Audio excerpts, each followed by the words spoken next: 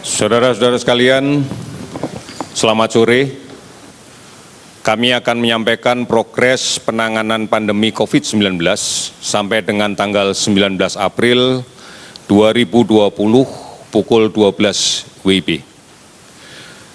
Gugus Tugas Percepatan Penanganan COVID-19 mengkoordinasikan kementerian lembaga, dunia usaha, dan seluruh potensi masyarakat, baik yang berada di pusat melalui gugus tugas pusat, ataupun yang berada di daerah melalui gugus tugas tingkat provinsi dan kabupaten.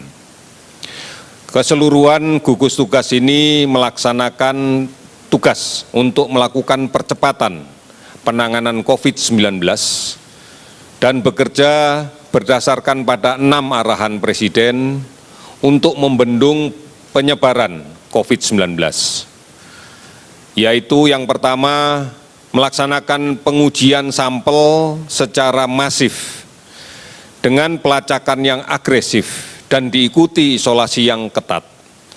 Ini juga dilaksanakan mulai dari pusat sampai ke tingkat daerah. Kemudian yang kedua, memperbanyak layanan konsultasi medis dengan menggunakan teknologi. Hal ini penting untuk mengurangi kunjungan ke rumah sakit, mengurangi kerumunan di rumah sakit pada saat proses administrasi pendaftaran dalam rangka konsultasi medis. Dan ini juga akan berperan cukup besar untuk mengurangi penularan dari satu orang ke orang yang lain. Cukup banyak layanan-layanan telemedicine yang bisa diakses oleh seluruh masyarakat dalam rangka menjalankan layanan konsultasi medis ini. Kemudian yang berikutnya, melaksanakan komunikasi yang efektif, detail, baik, dan transparan kepada semua pihak, baik terkait dengan edukasi kepada masyarakat, baik terkait dengan resiko yang dimiliki oleh masing-masing daerah yang tidak sama, baik terkait dengan ODP, baik terkait dengan PDP, baik terkait dengan kasus yang konfirmasi positif, yang sudah sembuh, yang masih dirawat, maupun yang meninggal. Yang berikutnya adalah kita harus disiplin menerapkan semua aturan, baik yang dibuat oleh pemerintah daerah maupun oleh pusat, terkait dengan upaya-upaya untuk membendung penularan ini melalui mekanisme PSBB, melalui kebijakan tetap tinggal di rumah, melalui kebijakan harus menggunakan masker pada saat keluar rumah, melalui mekanisme menjaga jarak fisik pada saat melaksanakan kontak sosial dengan siapapun, termasuk dalam rangka melaksanakan isolasi mandiri ataupun isolasi kelompok secara mandiri yang dilaksanakan oleh masyarakat. Kemudian semua pihak diharuskan untuk memberikan jaminan terhadap kelancaran arus logistik, karena logistik ini dibutuhkan oleh masyarakat, baik dari pusat sampai daerah maupun dari gudang-gudang logistik kepada masyarakat yang berada di daerah. Pastikan bahwa ini lancar dan bisa memenuhi kebutuhan masyarakat yang sedang melaksanakan tetap tinggal di rumah. Kemudian berbagai kebijakan stimulus ekonomi harus betul-betul tepat sasaran dan ditujukan semata-mata untuk fokus pada pemutusan rantai penularan COVID-19. Saudara-saudara, tantangan risiko kesehatan dan dampaknya dalam kehidupan sosial ekonomi sudah cukup berat. Oleh karena itu, mari kita pastikan kita terhindar dari tambahan beban psikologis akibat berita dan informasi yang tidak benar, yang tidak bisa dipertanggungjawabkan, dan hanya memunculkan kekhawatiran, memunculkan ketidakpercayaan kepada aparat pemerintah. Oleh karena itu, tetap konsisten kita mengikuti informasi yang dibagikan oleh pemerintah secara resmi, baik pada kanal covid19.go.id hotline 119, WhatsApp COVID-19, Halo Kemkes di 1500567, di layanan aplikasi dan layanan telemedicine yang lain, serta tetap terus mengikuti siaran dari TVRI dan RRI yang disebarluaskan oleh televisi dan radio swasta lainnya. Saudara-saudara, secara prinsip penanganan di bidang kesehatan dilakukan melalui dua mekanisme pendekatan. Yang pertama, ini menjadi penting, yaitu pengelolaan COVID-19 ini di pra-rumah sakit. Pengelolaan di sebelum rumah sakit. Dengan melalui pemutusan penularan dengan mengedukasi masyarakat, menjaga jarak fisik saat berkomunikasi, tetap tinggal di rumah, memakai masker, sampai dengan melaksanakan isolasi mandiri, baik perorangan sampai dengan kelompok, dan menerapkan PSBB. Upaya ini akan diperkuat dengan penelusuran kontak dekat, kontak tracing dari kasus positif terkonfirmasi yang dirawat di rumah sakit. Kegiatan kontak tracing ini akan dilaksanakan oleh Dinas Kesehatan setempat yang sudah barang tentu akan dibantu oleh pemerintah setempat, aparat pemerintah setempat. Disinilah peran para kepala desa menjadi sangat penting. Keberhasilan upaya ini sangat tergantung pada peran serta masyarakat. Kerjasama semua perangkat dari tingkat RT, tingkat RW, desa, untuk bergotong royong dalam semangat saling melindungi. Lindungi yang sehat, lindungi yang sakit, bantu yang mengalami kesulitan akibat pandemi ini.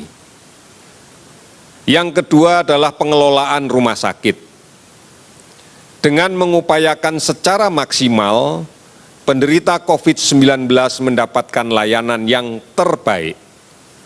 Dan petugas kesehatan yang melayaninya pun juga terlindung dari kemungkinan penularan COVID-19 dari pasien yang dirawat. Pemerintah terus akan menata pemanfaatan rumah sakit, baik rumah sakit darurat dalam rangka untuk karantina rumah sakit, untuk layanan penderita yang terkonfirmasi positif dengan kebutuhan layanan rawatan yang tidak intensif. Artinya penderita dengan keluhan ringan sedang yang tidak memungkinkan untuk melaksanakan isolasi mandiri. Rumah sakit darurat ini bukan hanya dibentuk di tingkat pusat, yang seperti kita ketahui di Rumah Sakit Wisma Atlet di Pulau Galang, namun juga banyak sekali yang sudah dibentuk oleh pemerintah daerah.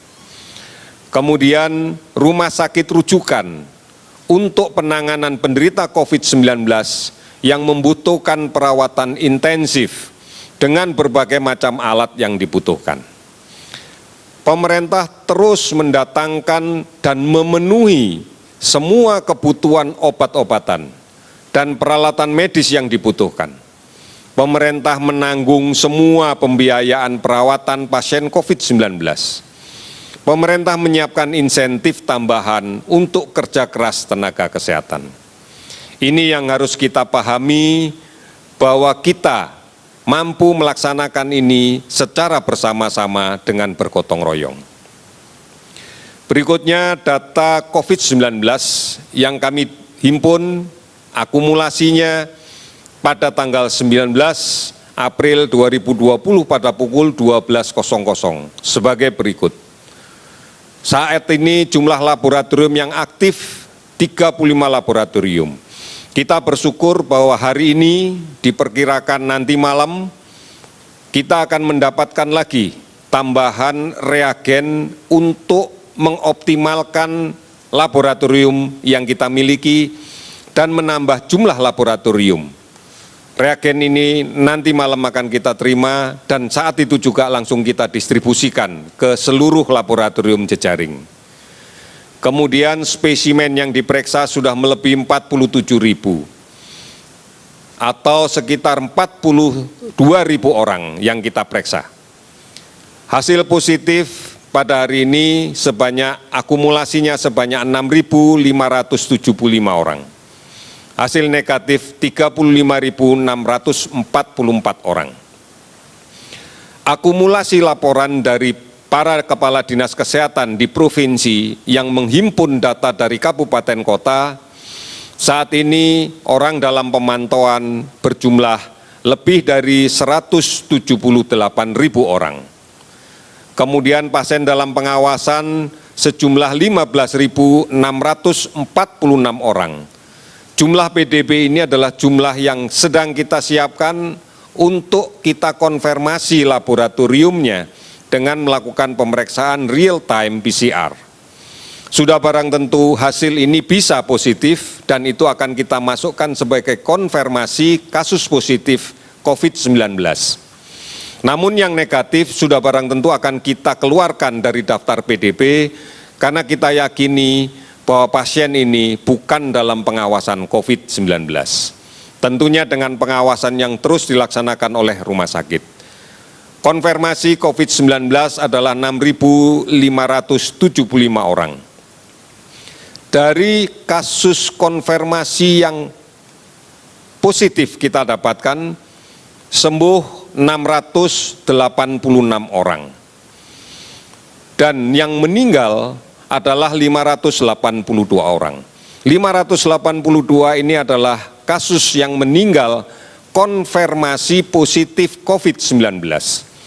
Tentunya kami tidak memasukkan di dalam angka 686 ini pasien yang meninggal dalam status belum terkonfirmasi. Bisa saja bahwa ternyata pasien tersebut memang bukan COVID-19. Namun apabila sempat dilakukan pemeriksaan swab sebelum meninggal dan kita periksa ternyata positif, maka kita akan masukkan di dalam konfirmasi COVID-19. Jadi tidak seluruh pasien yang meninggal selalu kita nyatakan sama dengan konfirmasi COVID-19, sehingga kemudian dijumlahkan. Karena kita hanya akan melaporkan kasus meninggal konfirmasi positif. Provinsi terdampak seluruhnya sudah terdampak. Kabupaten kota terdampak ada 250 kabupaten kota. Kalau kita lihat sebaran dari pasien sembuh, kita bersyukur bahwa semakin bertambah. DKI Jakarta 234, Jawa Timur 98, Jawa Tengah 51, Jawa Barat 45, Sulawesi 43. Sehingga total keseluruhan kasus adalah 686 pasien sembuh. Saudara-saudara, secara rinci dapat kami sampaikan sebagai berikut. Pada hari ini bertambah kasus konfirmasi positif sebanyak 327 orang, sehingga total menjadi 6.575. Ada 55 pasien yang sembuh, sehingga total menjadi 686. Kriteria sembuh ini adalah sembuh berdasarkan hasil laboratorium 2 kali berturut-turut negatif dan keluhan klinis sudah tidak ada lagi. Ini acuan untuk menentukan pasien COVID-19 terkonfirmasi positif yang dinyatakan sembuh. Kemudian ada 47 yang meninggal sehingga jumlahnya menjadi 582. Saudara-saudara, mari kita berpartisipasi secara aktif dalam penanganan COVID-19 di tahap pra-rumah sakit dengan memutuskan penularan COVID-19. Pastikan kita tidak tertular dan kita tidak menulari, tetap tinggal di rumah. Mari kita sebarluaskan dengan melaksanakan pelaksanaan penggunaan masker. Maskerku melindungi kamu, maskermu melindungi aku. Hargai dan bantu mereka yang melaksanakan isolasi mandiri. Jangan mendiskriminasikan pasien COVID-19 yang telah sembuh. Keberhasilan membendung penularan COVID-19 akan sangat mempengaruhi beban perawatan di rumah sakit. akan sangat mempengaruhi beban perawatan di rumah sakit. Semakin banyak pasien yang dirawat akan semakin berat beban kita untuk menurunkan jumlah yang sakit dan yang meninggal karena COVID. Oleh karena itu saudara-saudara sekalian, mari kita lawan COVID dengan tingkatkan imunitas diri kita. Makan yang bergizi, sabar dan tenang, istirahat yang cukup dan teratur, tidak panik, dan jaga perasaan kita tetap bergembira.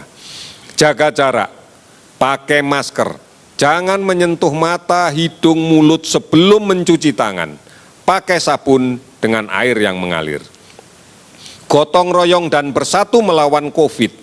Dari pusat sampai ke desa, sampai ke RT, RW, sampai keluarga.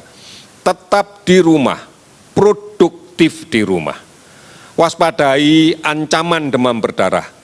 Karena pada bulan-bulan ini kita akan berhadapan dengan peningkatan kasus demam berdarah. Lakukan pemberantasan sarang nyamuk di rumah kita.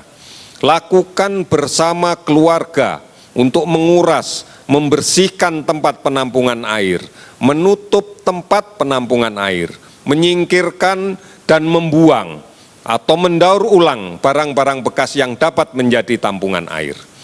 Mari jadi teladan untuk menyelamatkan keluarga, menyelamatkan tetangga, menyelamatkan lingkungan, dan menyelamatkan bangsa.